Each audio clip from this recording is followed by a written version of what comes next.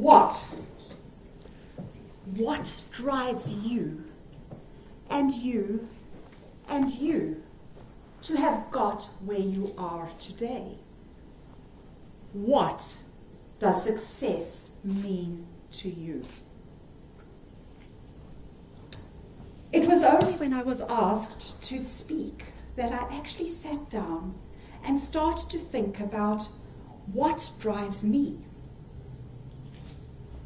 I grew up on a farm in the middle of nowhere. Close friends, family, swimming pool, tennis court, where Sundays were spent socializing, playing, and having this imaginary, fantastic life. At the age of 12, my life changed, and I was sent to boarding school. For the first year, I spent it crying, being so homesick and missing my family that I knew if the doves had cooed in the morning and I hadn't cried, the day was going to be okay. My great-uncle came to pick me up one day and said to me, "Are you enjoying your new school?" "I don't like it." Well, when my mother heard that, her eruption was even larger than that of Vesuvius. The bottom line being, I never, ever want to hear you complain again. Let's rewind back to where my parents came from. My father was raised in a Victorian household where children were to be seen and never heard.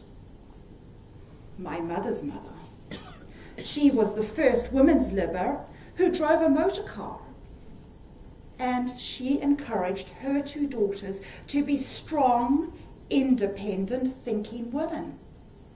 So let's ask ourselves, what did my parents have in common? Well, keeping up appearances, never divulging to the outside world what was actually going on the inside. Let me go back to boarding school. I grew to love boarding school. It taught me to be strong, resilient, and totally independent.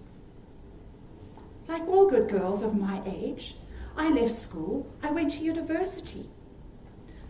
I studied. I had 3 children instead of the normal 2.4. And when my first daughter was born, I got in an aeroplane and flew to Switzerland, a country I had never even visited. So much so that I packed honey into the container, just in case the new country I was moving to had no honey. So, what happened next? I arrived full of energy, being the go-to person. The social Sundays of my childhood persisted, so much so that my children said to me, "Mom, who's coming on Sunday?" It was really fantastic. My life was good. My life was fantastic. Family, home, job, children. My life was amazing. So what happened next?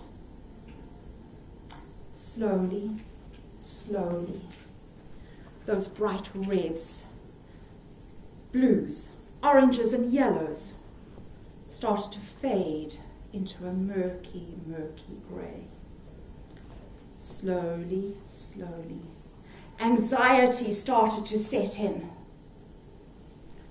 And slowly, slowly, I became more lethargic. And the more anxiety and the more lethargy I experienced, I pushed my shoulder to the grindstone and said, "This is not happening to me. It can't be happening to me. You're just being stupid. Keep going. Push harder." Slowly, slowly,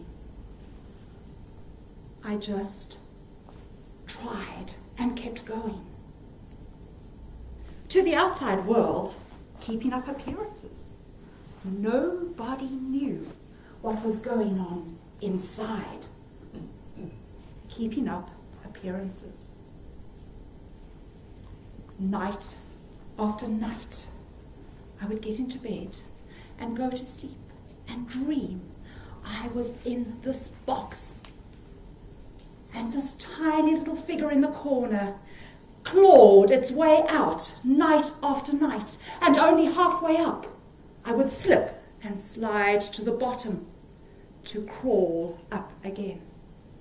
Night after night. And I would wake the next morning wondering why I was feeling so tired after I'd had a good night's sleep. Night after night. However, keeping up appearances, all was good to the outside world. One fine day, I came walking out of the forest with my dog, and I looked down at the sleepy, sleepy village, and I thought, wouldn't it be wonderful to no longer be here? It was a feeling of total calmness, serenity, this feeling of release. Wouldn't it be nice to no longer be here? And I stood and I watched this peaceful village, thinking, release, what a pleasure. I grabbed my dog and I ran home as fast as I could,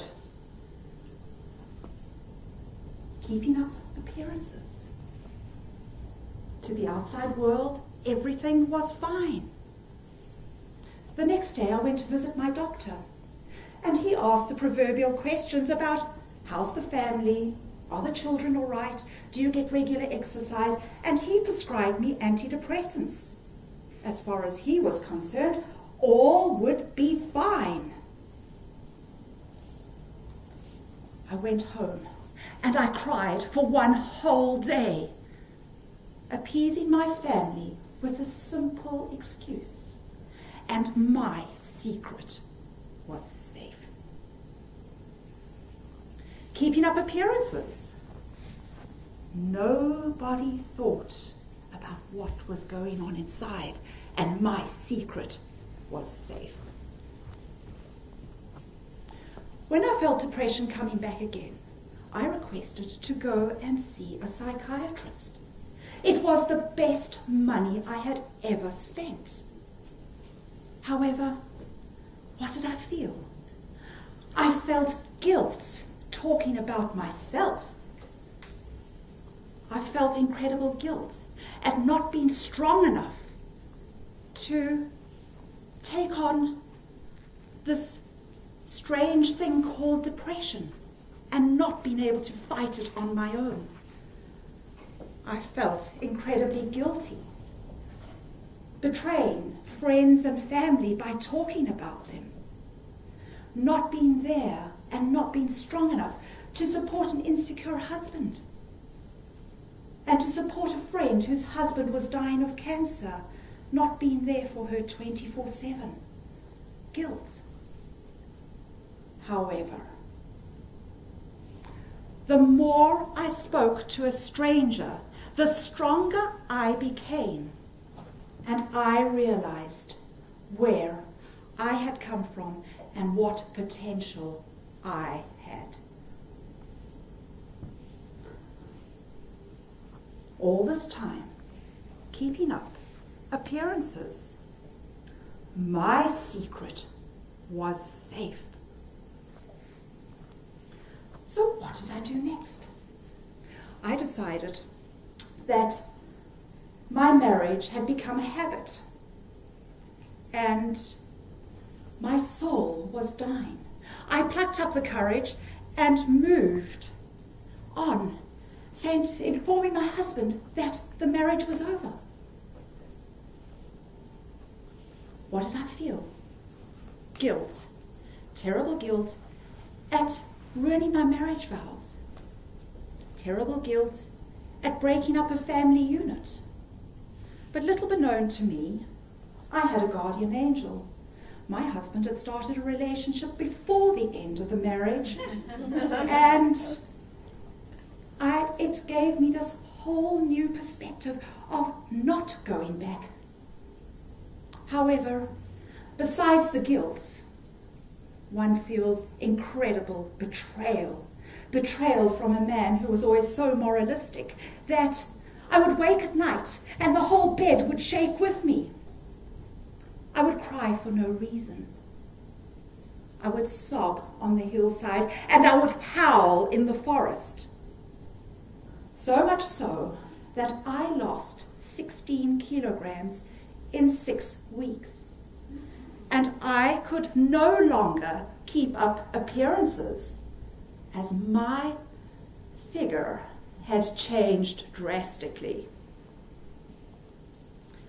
By talking to friends and family and finally exposing what had been going on, I had reached the depths and risen with their support like a phoenix out of the ashes, stronger and more resilient. So I ask all of you, what drives you? What does success mean for you? I discovered fear drives me.